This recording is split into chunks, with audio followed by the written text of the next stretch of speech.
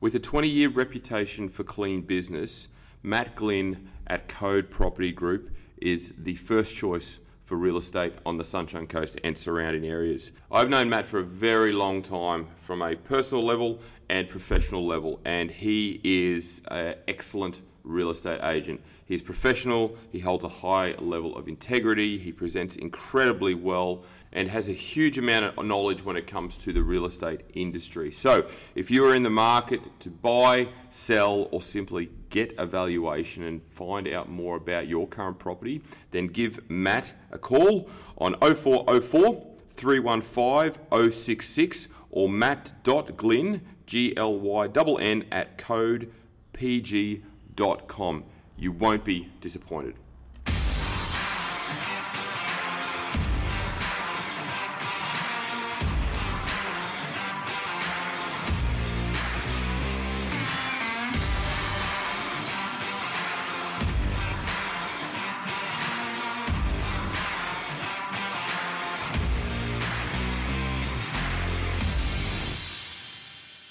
Hello and welcome to another edition of the Paul's Body Engineering Podcast.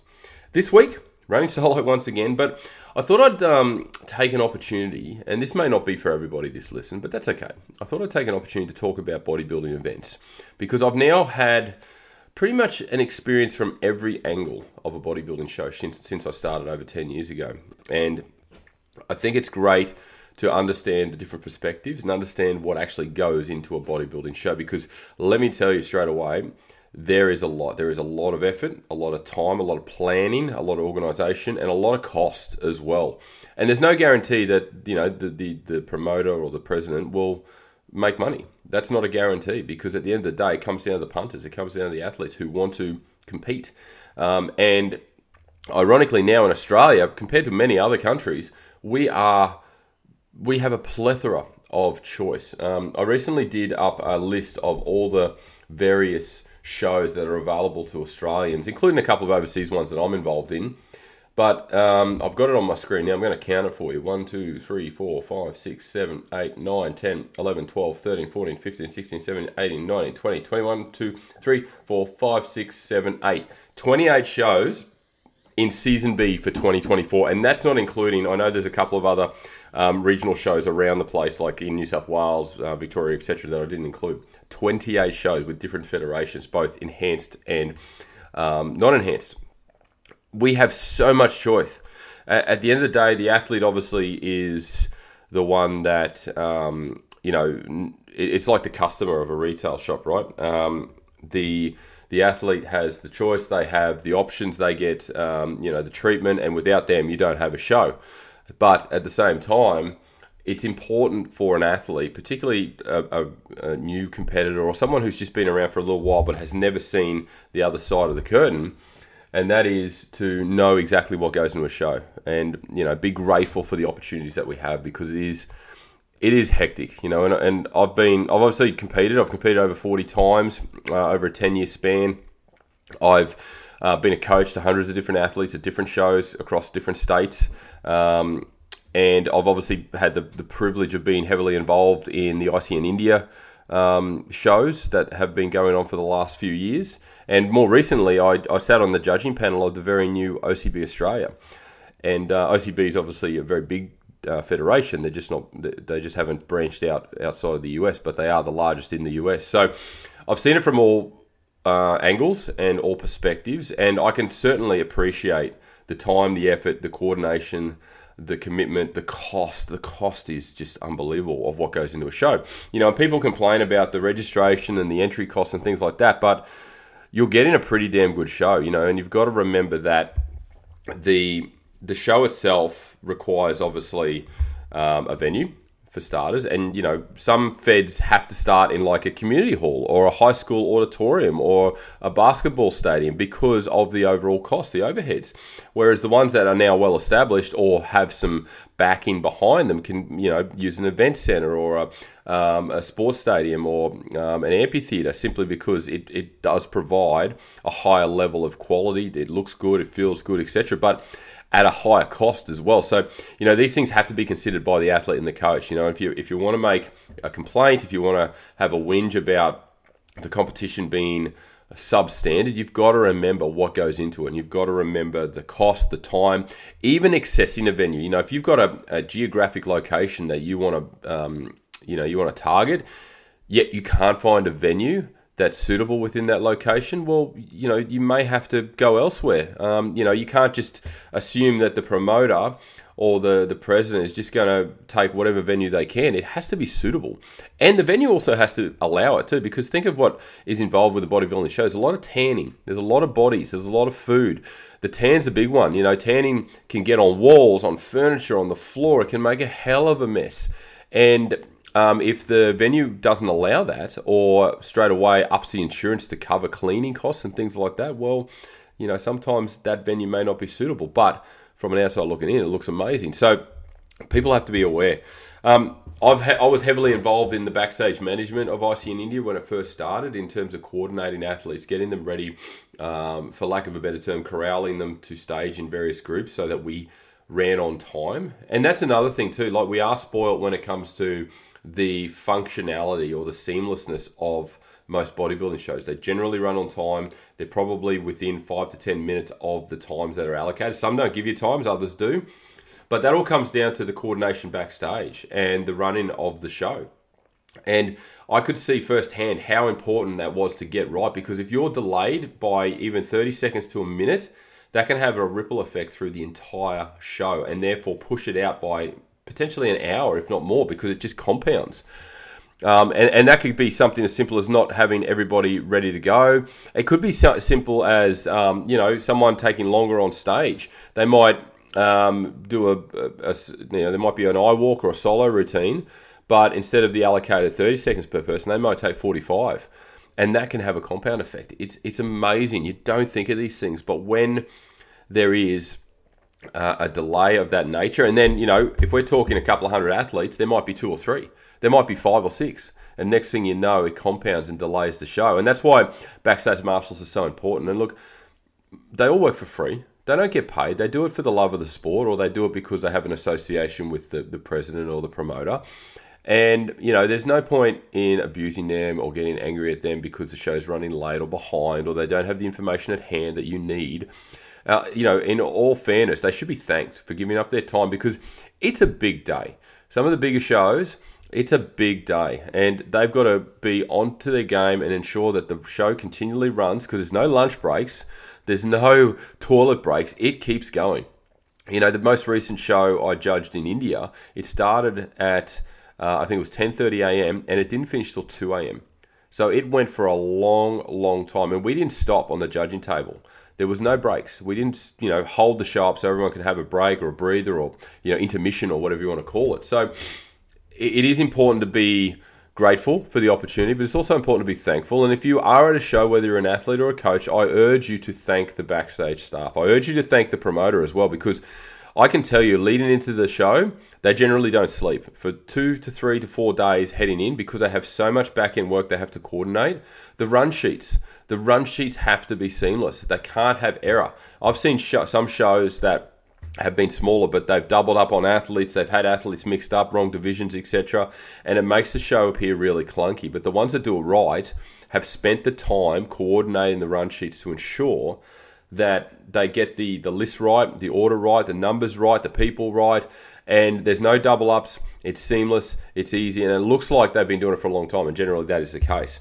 So, if you get an opportunity, thank the backstage staff. If you get an opportunity, thank the trophy girls. If you get an opportunity, thank the promoter, because the majority of these people are doing it for free. Yes, the promoter or the business owner, if you want to call them, or the president, whatever their title happens to be, is out to make money. At the end of the day, it is a business, and without making money, they're not going to do it. So you're not going to have that particular show.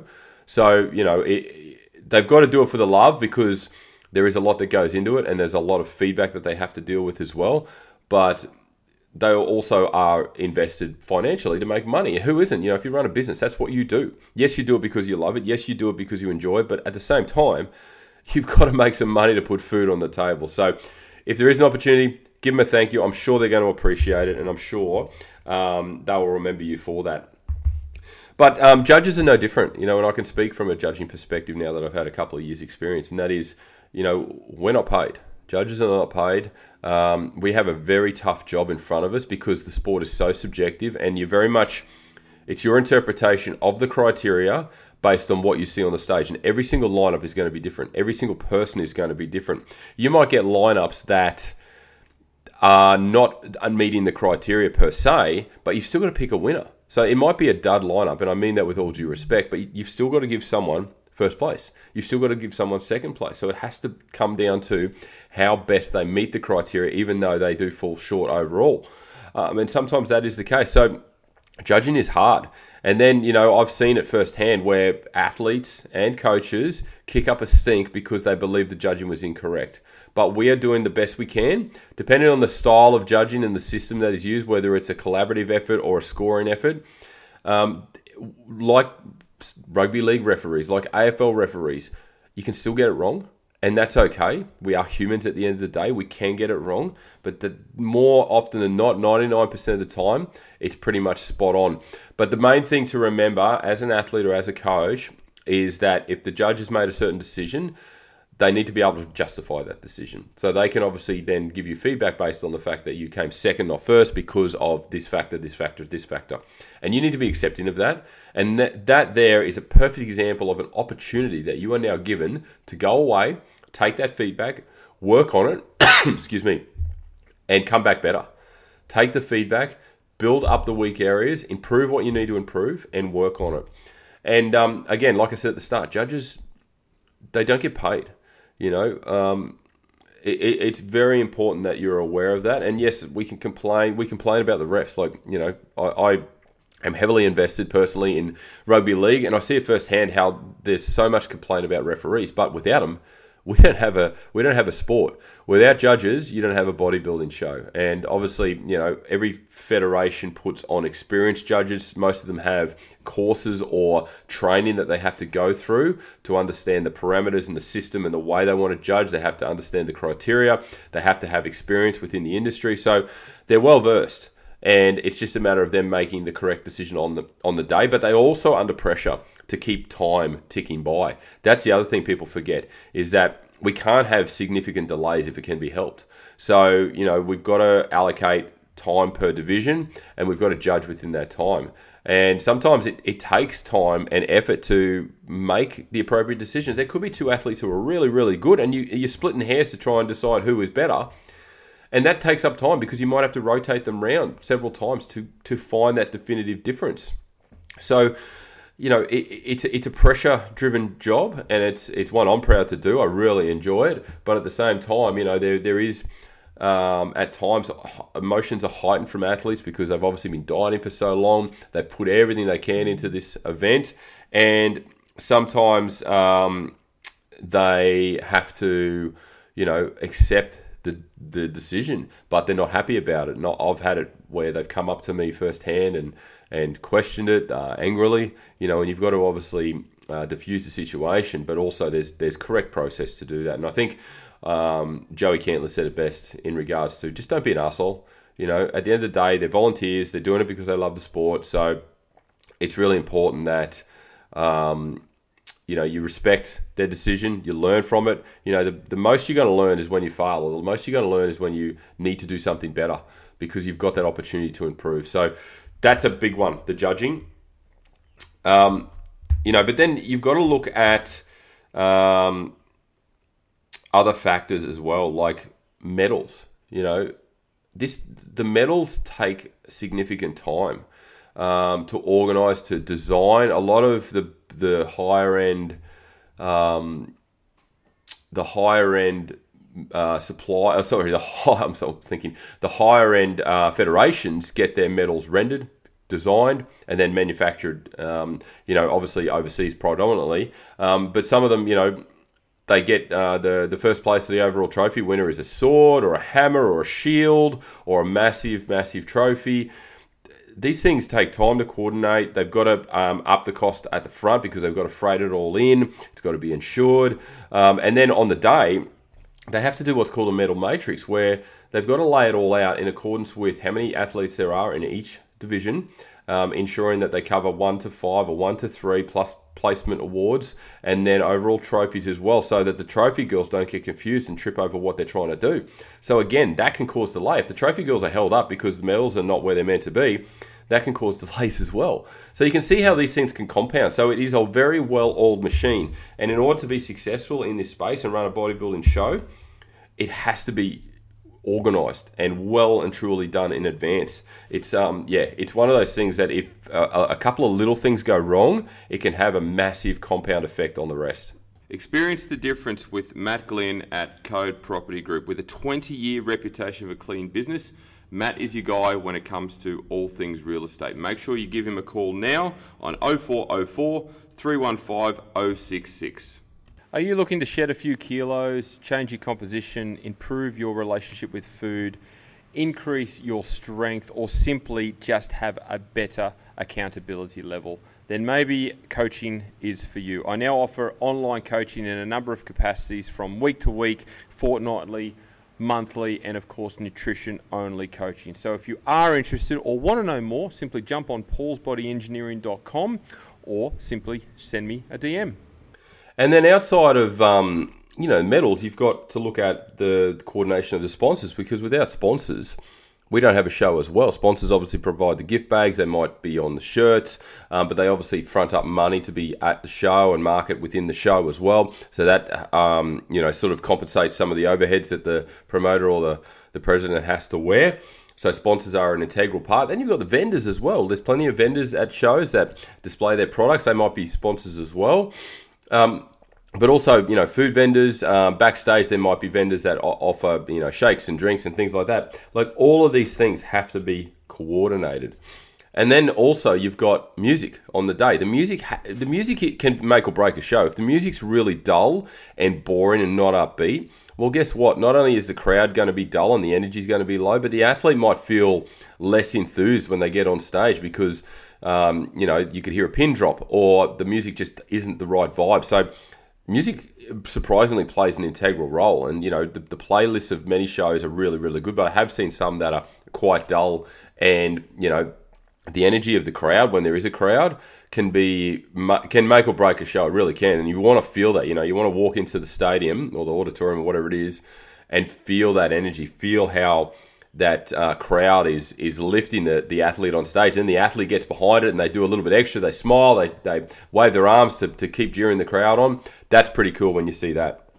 So yeah, music is very, very important. And then obviously the MC. Most shows have a dedicated MC who will not only introduce each athlete, but they'll continually reference the sponsors. They'll thank the crowd. They'll get the crowd involved. They'll fill the gaps properly. If there is gaps, if there is a delay, they'll fill that properly so that you don't feel as a spectator that you're sitting there in silence. So the MC does a really good job from that perspective as well. So they need to be on the ball. They also need to understand bodybuilding to a degree, because some of them get involved with the quarter turns and the poses, and they call them. So they need to understand what they're calling, the sequence, the order, and it can again make or break the show. So I've been talking now for 17 minutes, or just under, in fact, excluding the intro. And you can see how much goes into a bodybuilding show. You really can. So for those of us that get an opportunity to compete, be really, really grateful. It is a wonderful opportunity. It's a brilliant sport. The community is fantastic. Everyone is enthusiastic and supportive. And like I said, if you get an opportunity to do one, thank the backstage staff, thank the promoter, meet new people, say hello to other coaches. We're all there for the same reason, to promote the sport, be involved in the sport, but also, cherish the sport and hope that it continues to grow on the rate that it is. If you're a spectator, go along, pay your ticket. I know sometimes ticket prices are quite high, but again, they've got to recoup money to cover the overheads, which are extraordinary. If you actually knew the numbers, and I won't share specifics here, what it costs to hire a massive venue and the insurance, and then obviously all the other costs that go into it, it's quite substantial. So, that has to be recouped some way. And as a coach, same thing. If you have to pay to get backstage, suck it up. At the end of the day, your athlete's paying you a good amount of money to coach them, and your coaching fee should incorporate all additional costs that you have to incur. But, as a coach, just enjoy the spectacle, enjoy the backstage energy, bring lots of athletes to many shows, encourage them to do multiple shows simply because that's what's keeping this industry going, is the fact that we have so many shows. Like I said, 28, that's hectic. Yes, not everyone's going to do all of those shows, and some of them are obviously in locations that are less desirable than others. Some of them offer different experiences than others. But that's the thing, we've got choice. And how good is that as an athlete? You want choice. You've got the opportunity. If you set out and go, right, 30 weeks from now, I'm going to do a season, I'm going to do 3 shows, you can sit down and you can look at what's out there and go, okay, well, I want to experience this particular show because I've heard great things and I've been there in the crowd. I want to travel, so I want to fly from Brisbane to Sydney and do a show down there. And then I want to do a small regional show and support like a hometown or something that I grew up in. You've got that opportunity to do so, and maybe you want to pursue a national title or a pro card. These opportunities are there as well. The feds are so well run now that there are pathways to greater success, whether it be a state title, a national title, professional status, international pathways. These things are all available and it's continually growing. And I know behind the scenes there is a lot of work going into greater opportunities for athletes. And we know how much it costs for an athlete. I really do. I've spent thousands and thousands and thousands over the years. And the presidents and the federations are very much aware of that. So they are looking at ways to offer cash prizes and, bigger sponsorships and opportunities for travel vouchers and things like that to help out and give back. And that's the real important thing, is that the presidents and the promoters are certainly looking at that. And if they're considering that, then that means they want to help the athlete, because at the end of the day, like I said off the top, if there is no athlete, there is no show. So look, I'll wind up there. I just wanted to sort of give my perspective about behind the curtain and what goes into a bodybuilding show.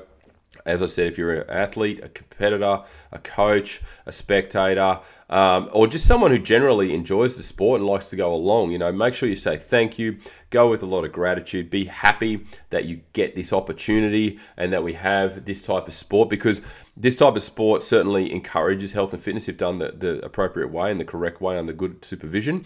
So, one thing we need in this country is more health and fitness conscious people, where we can promote, obviously, a good way of living, a healthy lifestyle, which will be sustainable, provide longevity, etc. So, yes, I think that says it all. So that was behind the curtain. And look, if anyone is out there that is keen or interested to know more about a show, given I've been to so many of them over the years, and like I said, from various perspectives, I'll certainly happy to answer any messages or questions you may have as well. So thank you once again. I really appreciate you tuning in. I hope you got a little bit of perspective out of this. If you're interested in any of my coaching services, please jump on my website, paulsbodyengineering.com. I have my training app, Paul's Strength Book, currently offering 14 days free. I'm also offering a fitness business coaching as well. Given I've got 10 years experience, I like to help those starting out or maybe a few years in that might need further direction or assistance. But other than that, thank you for tuning in once again. Please screenshot and share your stories. Share this podcast across your stories. And as I say to every client every single day, have a great day.